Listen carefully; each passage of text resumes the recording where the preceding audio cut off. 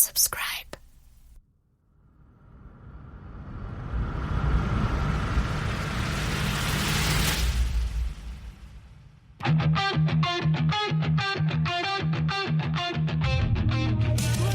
Holding on together.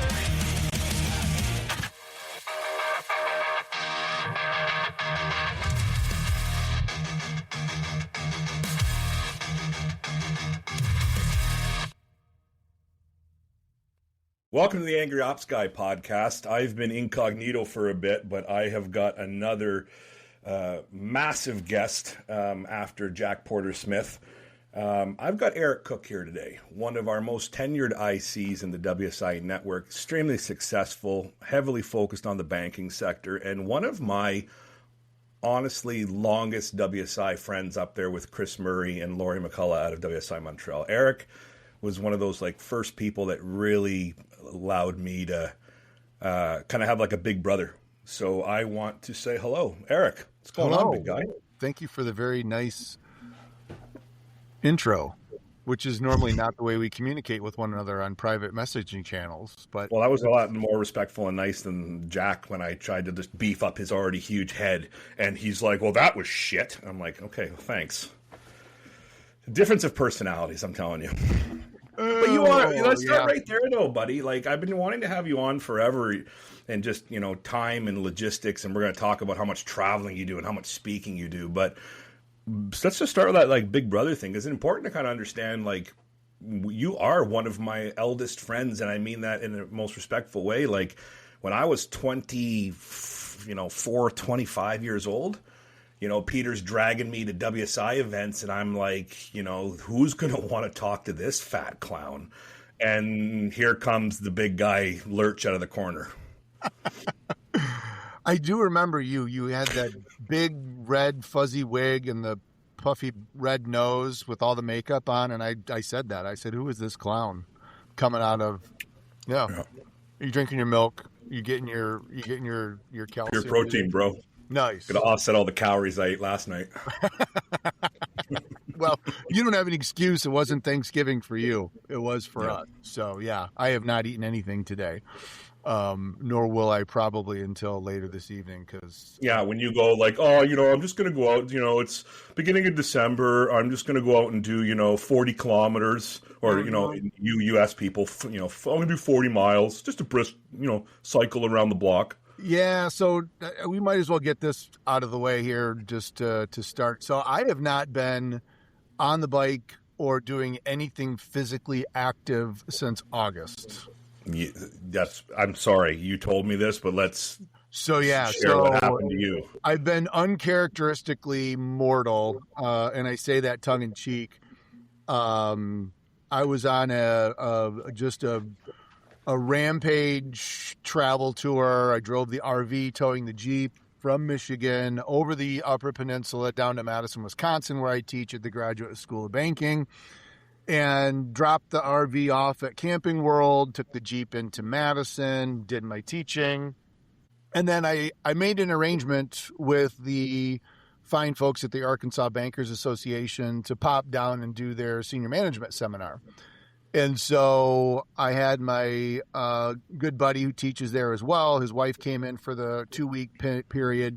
She dropped me off at the airport, flew to Chicago, where I, for whatever reason, call it absent-minded on my part or scheduling, but missed my flight down to Springfield, Missouri in Chicago. And needed to be in Branson the next morning. And this is, so rented a car, got on the road at 9 p.m., drove straight through, which I probably shouldn't have. I'm lucky. Thank God for auto lane correction and contextually aware cruise control. Those rumble strips are great when you wake up before you hit. They are amazing. I'm super happy for that. So got to Branson at 6 a.m, took a quick shower, set my alarm, 10-minute cat nap, and dare say crushed my presentation. So it was awesome. And everybody found out that I drove straight through, which earned me some brownie points. The next part of the story, I drove back up to Springfield, flew to Dallas, where I was connecting back up to Madison. And my flight was delayed. And I said, I'll be damned if I'm going to miss another flight on this trip. Still hadn't slept. Was running through the airport, trying to get to my flight to Madison, and felt a popping sensation in gate C and went down full sprint with my backpack and satchel bag. All I heard were people like, oh my God, get an ambulance, blah, blah, blah. So totally turned into a gimp at that point. Long story short, after an MRI, that was my hamstring snapping from my body and retracted 5.4 centimeters. There, see, I'm giving you the metric because that's what it said in the report. Met with a surgeon and said there might be the possibility that scar tissue will form sufficient that you may not need surgery, because if you do need surgery, we slice your butt open and you'll have a 6-inch scar on your cheek. And, you probably already know this, but, I'm Brad Pitt's butt double in movies, so that would ruin that career for me. You were supposed to laugh at that, by the way. Yeah, you can totally see it, can't you? I was just coming up with something much cruder to say back to you. Like, can I be in the operating room when you're there? But yeah. So anyway, met with my doctor surgeon last week, and she said I'm good to go. So I'm going to start PT. I've already been on the bike 3 times. I do not like the feeling of get pedaling. back into your routine, eh? I can get back into my routine, but I don't like the fact that I can't get on the bike and ride 40 miles, because if I get on the bike and I ride 10 miles, I'm like, because I've done zero cardio for the last several months. So it's good to be back. Those of you that are listening, if you are not doing something exercise related, it's an awesome stress reliever. My wife is really excited about me getting back on the bicycle because 100%. maybe I'll be a nicer person, but it is definitely something that I've missed, and it's a coping skill, and it's definitely a stress reducer. And, when we go to convention, you are one of the people that I see in the workout room at 5 a.m. There's not a lot of us, but we're there and we're doing it. And we know that it's important to take care of ourselves, or we can't take care of anybody else.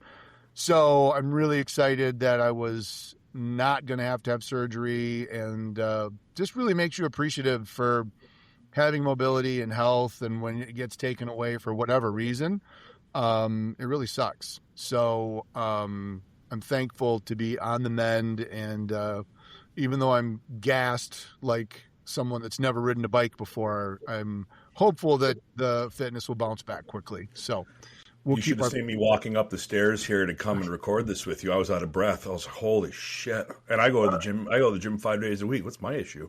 Doritos. Oh, yeah, but you could probably lift way more. I know you do a ton of weight work, and that's not something that I do a lot of, and that's going to change as well. So, but do you think it's such a freak accident that happened there?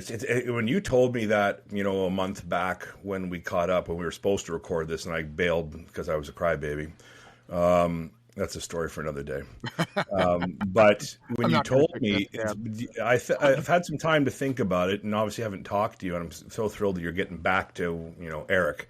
But do you think it's in a weird way kind of like life or whatever telling you to slow down? Because you have been on a tear. Yeah. For the last year, especially. And this is where I'm going to toot your horn a little bit and mix in some things about you and so forth. But you won Agency of the Year at the WSI Global Convention in Mexico, which is roughly about a year ago, okay, give or take. You've won other highly praised recognitions, whether it's in banking or others, multiple awards. So your agency has just kind of skyrocketed with, performance and recognition and so forth. And you're speaking. You've always been big into speaking. This is one of the things I marvel at you is, again, when I was a kid, you're the MC at our global convention, like big floral shirt, loud, but that's your personality, right? So speaking for you is a big thing, but it just seems like even that story, you are running airport to airport, filling up the passport kind of thing. Like Do you think this was kind of like, hey, it's kind of a blessing. I got to slow down a little bit because I can't keep this pace up? As I was on my way to the emergency room in Madison at 12:30 in the morning after the plane landed, and I could barely walk to the Uber pickup, I was thinking to myself, there is nobody in the world, literally, that knows I'm on the way to the emergency room to go to the hospital to have them look at my hip. And I have no idea if I broke my hip, if I did cartilage damage. At this point, you have no idea what's actually happened other than I have no clue. I did, I got to the gate, and the gate agent, I got up after I went down. And if you've ever seen the Michael Jackson Thriller video, when the zombies come out and they're kind of like walking, that's how I looked when I was, and somebody was like trying to hold me up, and I'm like, I got to get to the gate. And luckily the plane was delayed because, of all things, they were waiting for a trash can. So thank God the plane was delayed, or they'd have been gone and it would have been all for naught. The gate agent was like, do you need medical attention? I'm like, no, I'm good.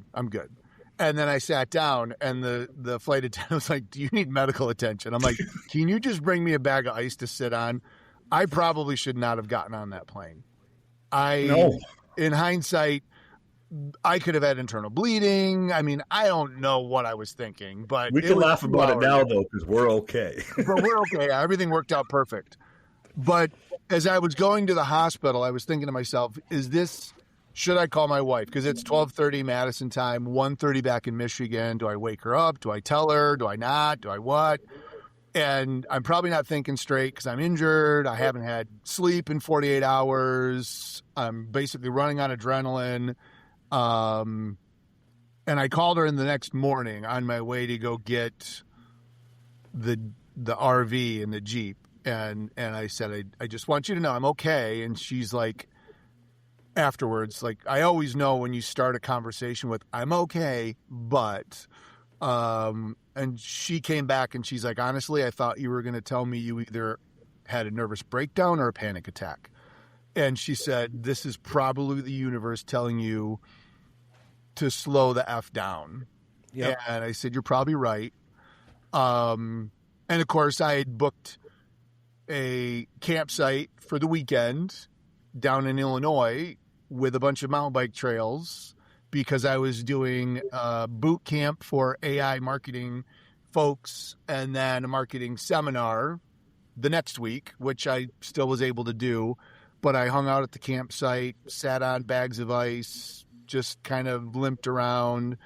But it definitely was one of those like, all right, you really need to pay attention to what you're committing to, and your body can only do so much. And I do think it was one of those, all right, here's a wake-up call, and if you don't listen to me the next time, it's not going to be so good.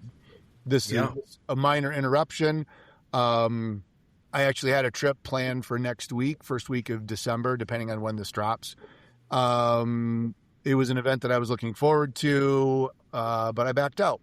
And I decided I was not going to go and stayed home. And Alicia was very surprised that I made that decision. But I don't have any travel planned until mid-January now. So I'm home for the holidays, get caught up on stuff. Doesn't mean I'm still not, doing a ton, but I'm not going to have to get in an airport. I'm not going to have to drive anywhere. And, I'm hearing the signs, I'm 55. I get it. I'm not a young whippersnapper anymore. You are, though, buddy. Like, you say that. I've been telling you this for years. 'Cause again, I've known you for 15 plus years. You don't look your age, but that's a credit to your lifestyle. And I certainly don't act my age either. No, so Christ. Why do you think me and you were friends? It's like two idiots. And then our stepbrother Jack Porter Smith, and it's what a trio of it's Three Stooges. Yeah, exactly. Can you imagine the damage me and you and him could do if we had a panel? Like, we just slaughter. That would be pretty epic.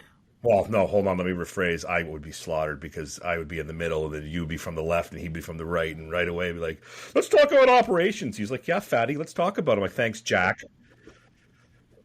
Oh, Jackie boy. Oh, Jack, funny. But it's funny you talk about the universe because, we were supposed to record over a month ago, and I canceled on you in like 20 minutes before the thing because the universe was telling me in different ways. I didn't tear a hamstring, but it was telling me you don't have what it takes to be sharp right now, and that was pretty humbling for me because I don't like to show a lot of weakness, even though you say like I got you figured out, you're a teddy bear, but I don't like letting people down. And it's like we have been ramping that up for a couple of months of just because again you've been so busy. You don't know about your hamstring, don't know about work. Me and Eric don't talk a ton through the year. Sadly, it's quick jabs on WhatsApp. We should, but it's simply the respect of knowing you're freaking busy. Like Christ, I don't see you on Work Vivo. I don't see you on other stuff because you're traveling, you're working, you're hustling. Like that's your vibe. I showed up as a giant Thanksgiving Day balloon on Work Vivo yesterday, pulled by a bunch of golden retrievers. So I am there. It just might just be a virtual version of me. Can I just tell you with my randomness, which I have medication for now too, by the way. Squirrel.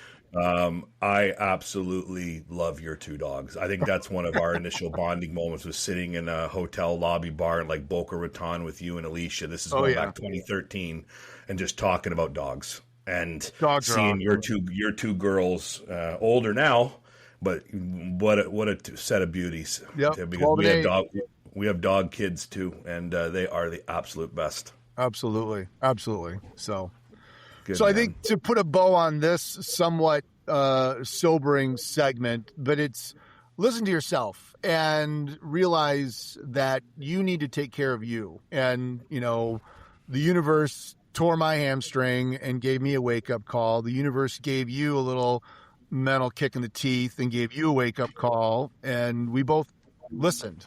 I think we kind of had to, but we both listened. This business can be stressful as shit because the internet never sleeps. The world. Can we get into that though, Eric? That point is like, why? I'm fascinated by this because I don't see a lot of digital marketers, and I'll just position as digital marketers, but let's call it agency life. Okay, that includes ICs, franchise owners, but and full agency, but like not a lot of happy people. You know what I mean? And it's not that they're not happy about what they do. It's like you said, that burnout or that fatigue of that accessibility of the internet. It just so many people are realizing it's harming their ability to be creative and to keep up, like you say. Why do you think that is from your perspective, being proportionally older than I am, but seeing the industry and technology maybe change with more years? Yeah. So I know this is the Angry Ops Guy podcast. I'm not angry. But I do think that I'm happy. I do love what I do, or I wouldn't do it. I'm going into my 19th year. I started in 2007. And I know that it is stressful, and I get that. We've got over 50 bank websites that we're responsible for. And every bank website, I think I calculated it just the other day, that's almost 52, almost $52 billion in assets in the banking industry that is trusting us to keep their website alive because their customers require that website to be able to get access to their accounts, to apply for loans, to get information about products and services and rates. And if that falls down, that's a big deal. And we had a situation, I joked, AWS went down. Yeah. And I sent Mark, our director of technology, a little note. I'm like, hey, AWS is down. Azure's not. Should we send a little reminder to our customers to say, hey, good thing you're not on AWS. Azure's up and running. And he sent me back a note and he goes, did you seriously just say that out loud? You totally jinxed us. And wouldn't you believe it? The Azure ecosystem, Azure front door, somebody loaded a bad config file and took the system down for 6 hours the very next week. Karma. Yeah, exactly. Bit me right in the ass. See, and this is why visionaries should not make statements when integrators are in the background getting very angry. This is why we're angry. Exactly. The thing was, we did a really good job of communicating to our customers. Mark did a really good job. I was off-site at a conference, had Do Not Disturb. I was teaching the entire day. And Mark did a really good job through our status page of keeping everybody updated. And I think the fact that AWS went down and made global news, and it took down social media sites, it took down shopping sites, it took down a lot of AI sites. People realized that, there's a saying in the banking industry, too big to fail, where there were some really big banks that actually failed. That is no longer a comfort place that people can assume, that just because you're with a big bank doesn't mean that they can't have a problem.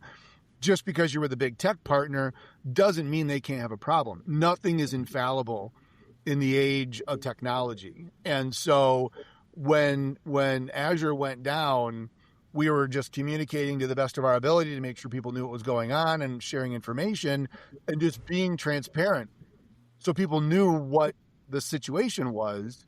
And we didn't get hardly any backlash from our clients. And the very next week, Cloudflare went down. Yeah. So it's like, boom, boom, communication is the key, Eric. Communication is the key. We have talked so much about this when we used to talk about suppliers back in the day, me and you. It comes down to communication. There are going to be issues. What customers or suppliers or even agencies don't want is, why am I calling you to ask what's wrong? If you can bring the game proactively to them saying there is an issue, it's at the main pipe, it's not part of our service, it's the intermediary or whatever, people will understand that shit happens. Yep. It's the why do I have to bring it to you guys when I pay you to navigate it? Yeah. And that further inspired me to, and I can't remember even what sent me off on this tangent, but as I was driving to one of my events or on my way to or from the airport or whatever, I had the idea of, there's probably a blog post in here. It's ironic and I don't want to say it's funny, but it's ironic that I made the comment to Mark about, Azure's not down, but AWS is. Should we tell our customers? And how I jinxed, we wrote a blog post about it and said, nobody's perfect. And you've got to have some sort of a crisis plan. And it could be, so the first, and it actually turned into a 2-part series. The first was, what have we seen? What do we do? What happens if your website goes down in the banking industry?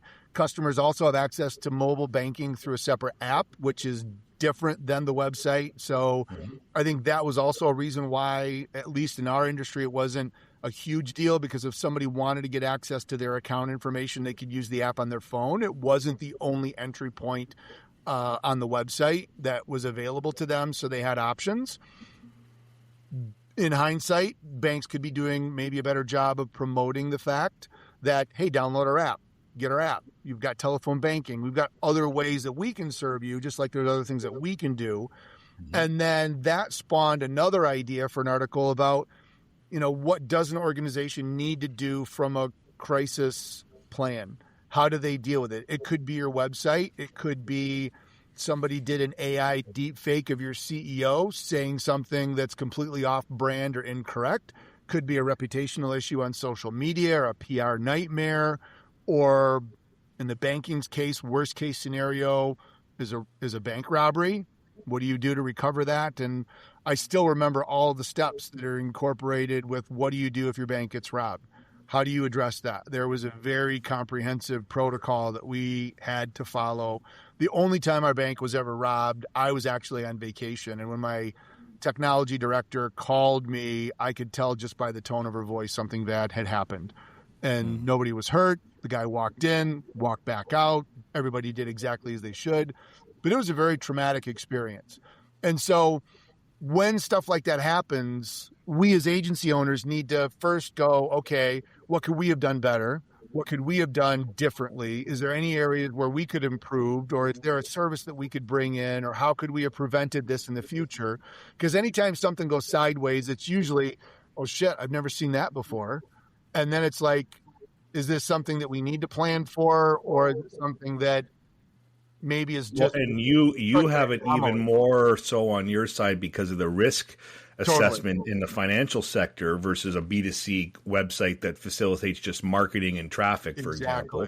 But the key thing with you especially, which is heightened, but this is applicable to any agency, is you've got to learn from whatever happened and you have to try proactively to invest or to correct and make sure it doesn't happen again. Now, it can't be a guarantee, like you said, 100%. I've fixed it, I've patched it, but you have to make, because if that happens 2 more times in the same week, the same day, then the integrity and the reputation of your agency and how much you've built, knowing like we can do this stuff and monitor it and protect it or proactively at the level. So the big thing is have humility and have vulnerability to say this happened and be transparent about it. Don't hide it. They'll figure it out.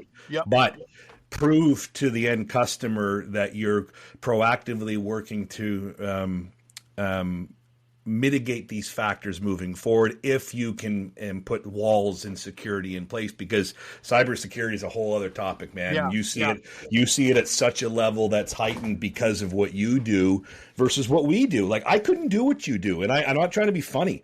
I don't have the mental strength of the risk protection of your thing. It's like I have many friends that work in cybersecurity.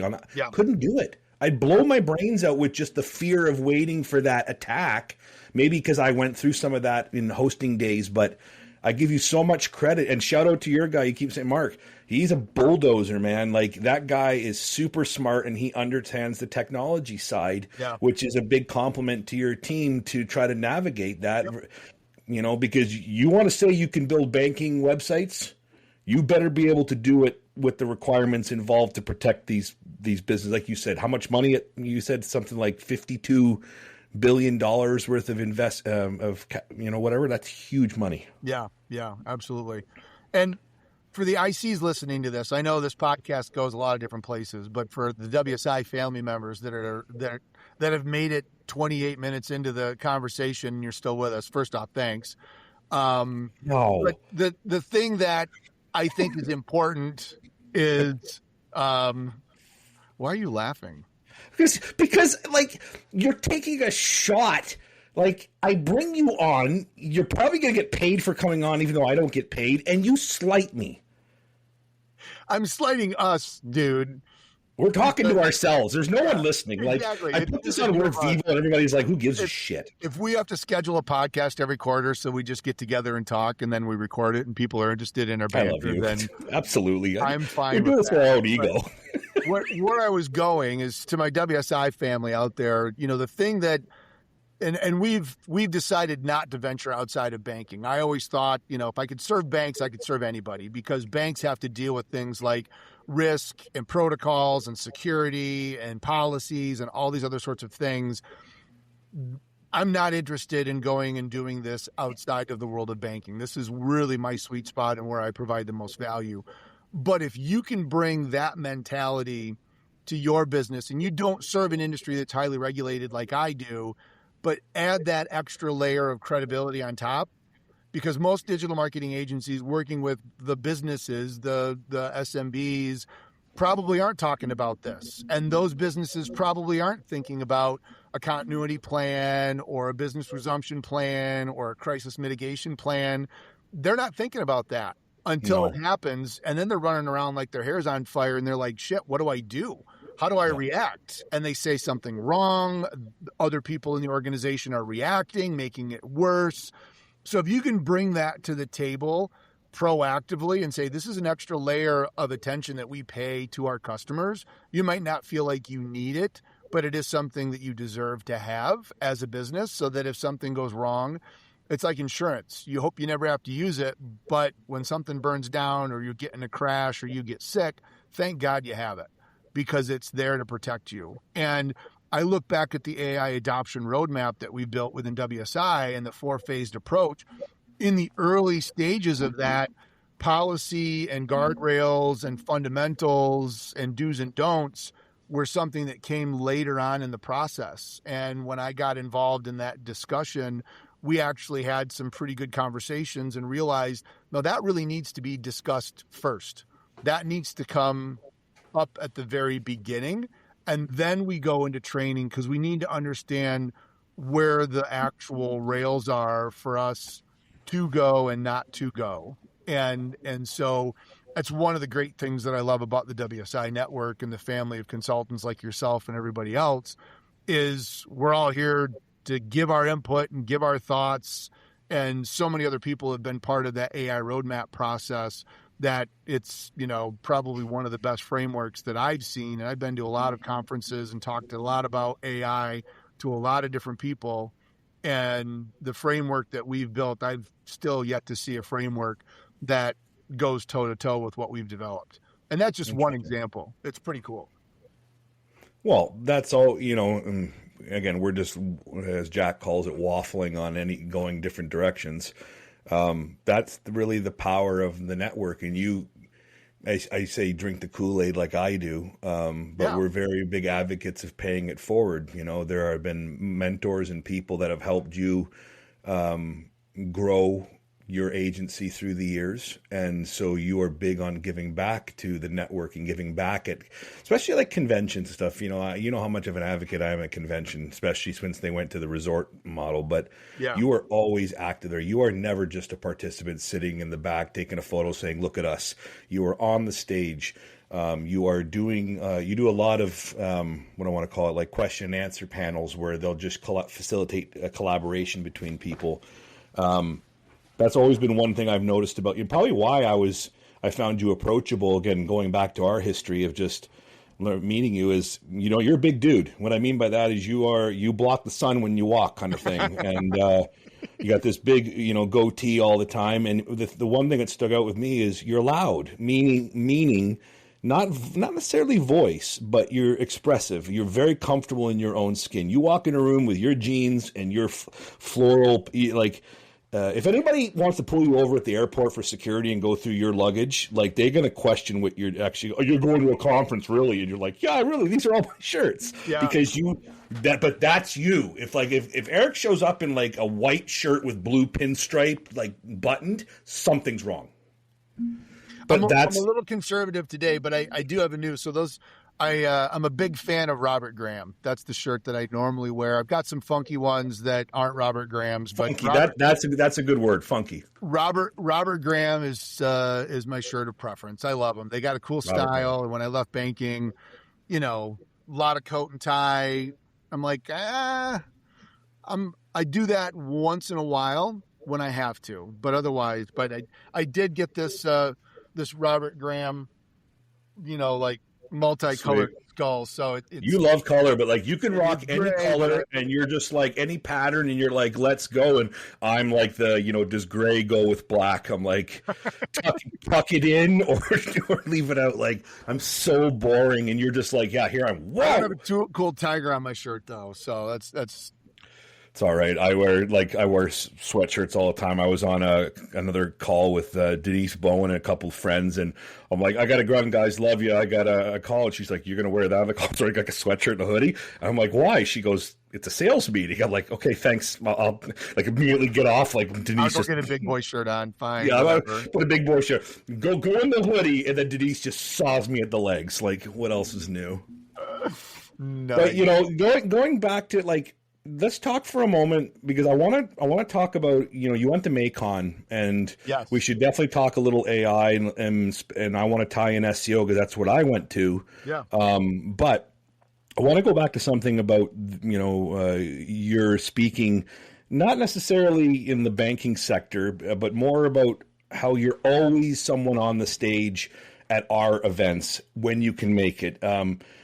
You're just so giving, and I would love to just hear from you because, what keeps driving you 18, 19 years or whatever it is, Eric, to continue to be that person versus saying, I'm getting older. It's a young man's game. I'll let somebody else take that. And what I'm setting you up for is it's not ego with you. You just love it. Like you thrive off of that community concept of, I can be the locomotive and I'll pull you behind me, but like just get on the bandwagon with me and let's go. That's how I see you. So is that just always been you, or have you found it within WSI and allowed that to mature with comfort? Yeah. Just help me understand, because that to me is like your greatest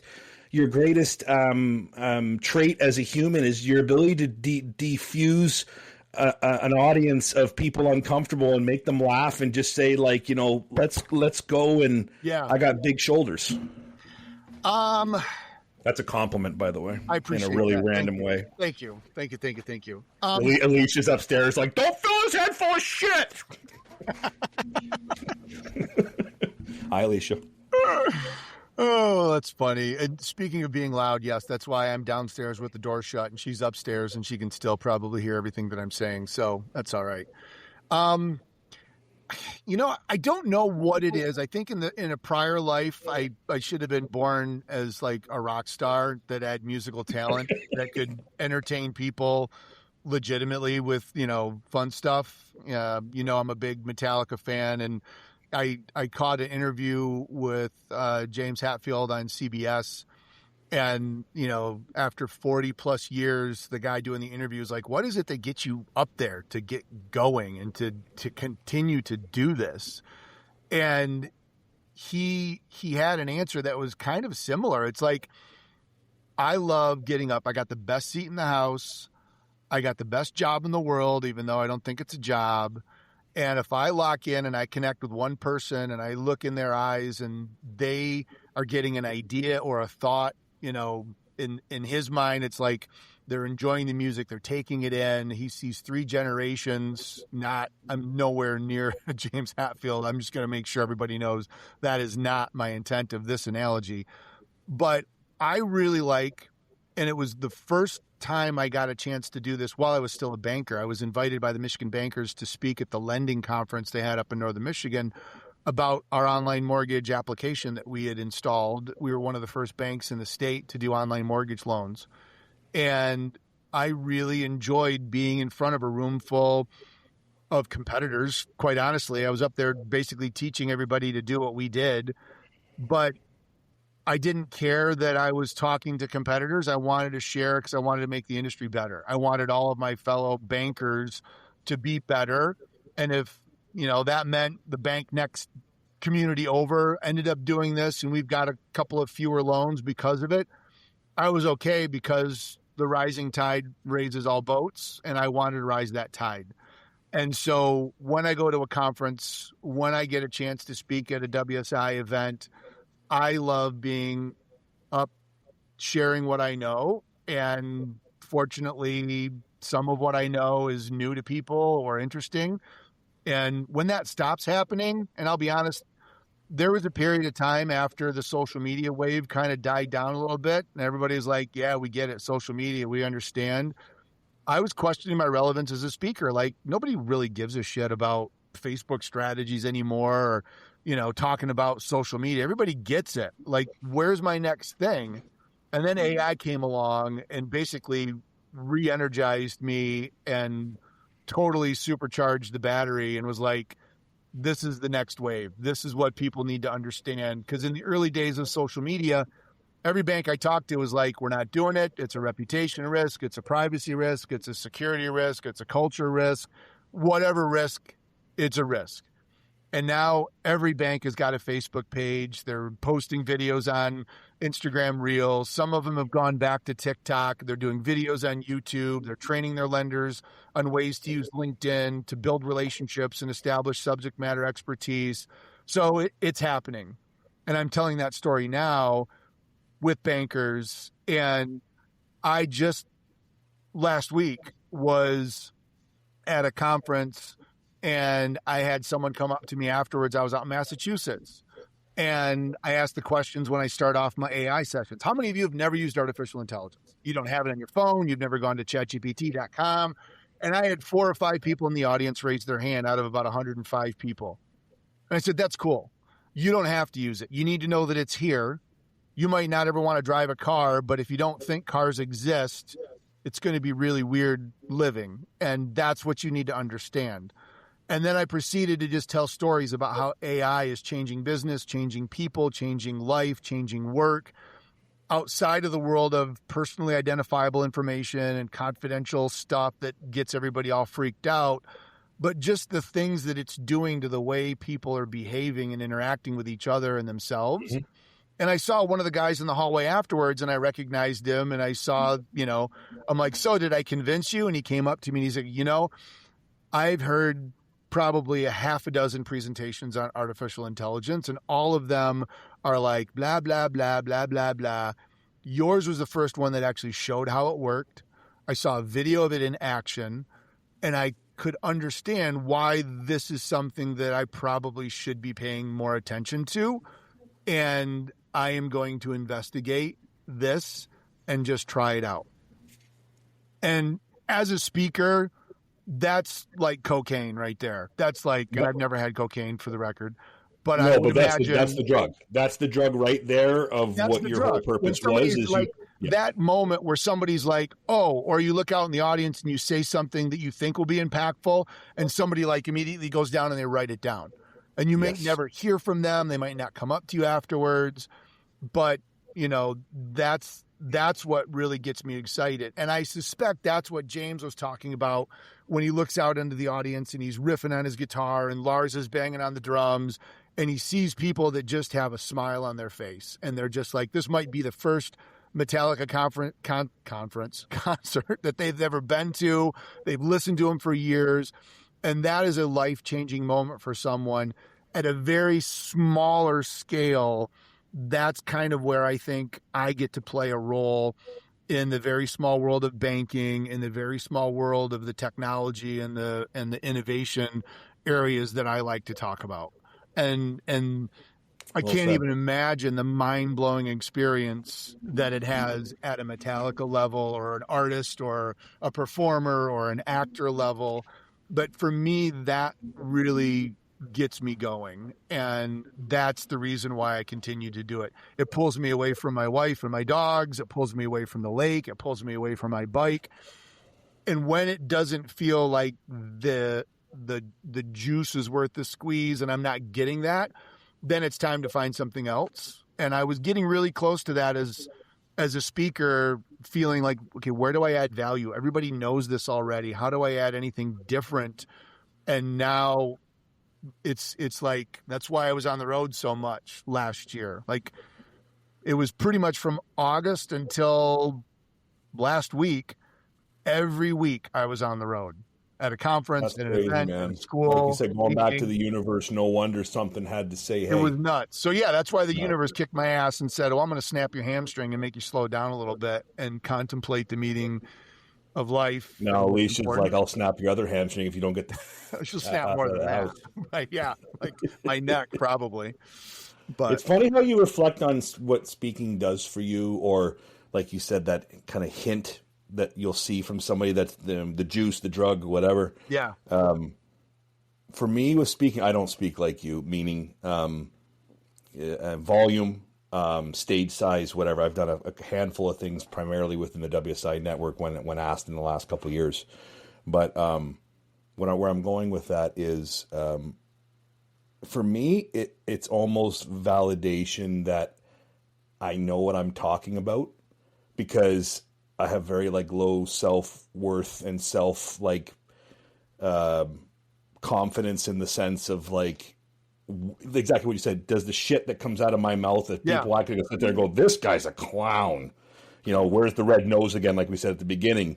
And then you get up there and exactly that is you don't want the standing ovation, even though that's a nice moment if it happens, but it's the person that writes feverishly down something off one of your slides. It's the person that is nodding at a certain thing you say. It allows you just to recharge your battery and take it a different direction when you think you're flat or you're not at the cadence you want. So I need that in those moments. And then I'm part of the WSI buddy system and so forth. And I got a gentleman that's been meeting with me and building some nice rapport. And he gets in a session with me. He's like, dude, he goes, your open forum session, he goes, was unreal. And I'm sitting there going really?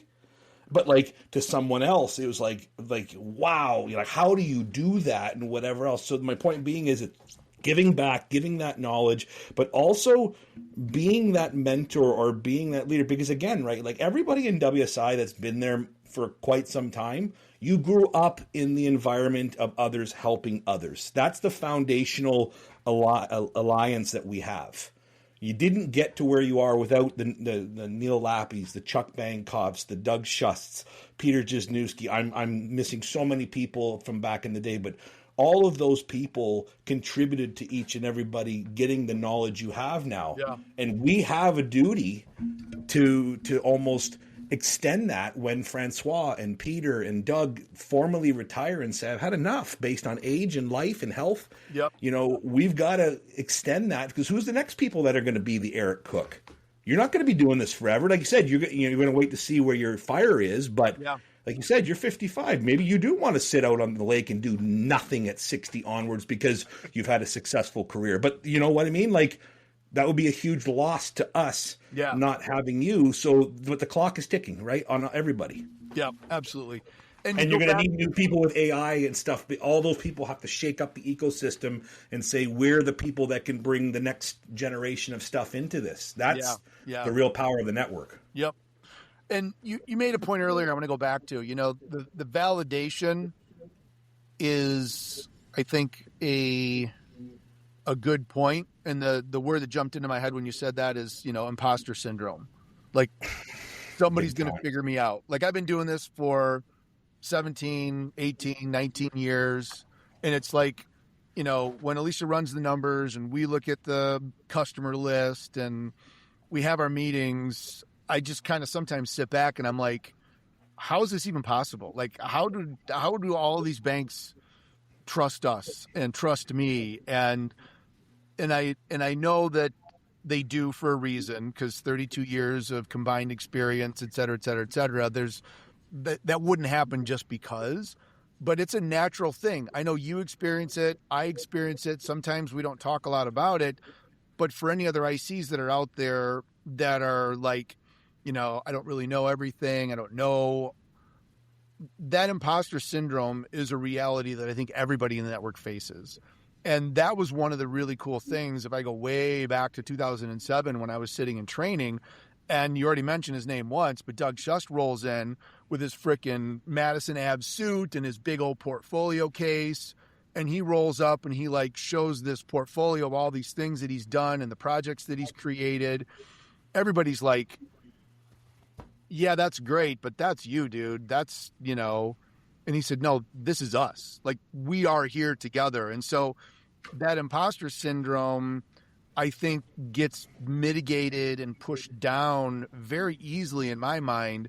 Because if I get somebody that asks me a question about something that I'm not familiar with, I know there's someone in the network. And how many times have I dude, I don't know shit about WordPress, and I call you. Yeah. And I'm like, how does this work? What happens? I got a bank that's on WordPress. I need it hosted for a temp until I can get them over on a DNN. I would have no knowledge of how to do that myself, but I'm very confident knowing I've got people like you and others in the network that I can lean on. So even though I still don't know it, I know people that do know it. And being part of the world's largest digital agency network, and this is going to be a little bit of a WSI promo here, but it should be, that says something. And I love that. And I know that gives me strength when I go in and talk to folks. And I want everybody to know that should give you strength as well when you're talking to folks. Because not just Mike and myself, but you've got a whole, and I say WSI family all the time for a reason, because I think of it that way. And that will help kind of beat down that, imposter syndrome and all of the stuff that I'm talking about from an AI perspective, Robert and Seamus and Kundan, and the things that they've taught me as part of the AI process and the things that I've learned, I'm turning that into material for the banking industry, and wouldn't be possible if I didn't have that behind me. The presentations, the engagements that we've landed, the preliminary assessments that we've delivered, the genius tools that make our job so much freaking easier and blow people's minds. That is a really nice arrow to have in your quiver. Absolutely. And I always like to say to people when they say, what's WSI or, this, that, and whatever else, I say to them, it's like, we have the ability so that, you don't have to navigate the ocean by yourself. Yeah. And I do firmly believe in that. And you can take that, subjectively how you want, whether that's suppliers, whether that's partners. But like Eric just said, he's come to me because of my WordPress background and said, I got two clients at different stages that one needed really severe DNS help and just some security and hosting on a stable environment. They're all iffy. Another one was an absolute mess to move over. But we got it done together within a week, and the client was just thrilled that support was there, and even said to me through Eric, they're just like, we didn't even feel you guys were doing anything, because that's what they're afraid of, is the uptime disconnect. And we how often refer to that as making sausage. You just don't want to see what's going on behind the scenes, but we're going to serve up some tasty sausage today, man. Mark and I say that all the time. Those are some of the funnest jobs, because you don't worry about the issues you had doing them. You don't worry. We had issues on both of those. Don't worry about the long night on one, working with Mark on another one. But it was fun because you're collaborating and you're achieving the end game, which is, Mike, I need your help here to establish and stabilize where I'm at in my proposal, the next steps of Mark being able to come in and build this new website. But this is a pivotal stage. Yep. My job there is I got to make Eric look good. He brought me in saying this is the guy to do something. I better execute, because that allows him to take that into marketing and take it into other stuff.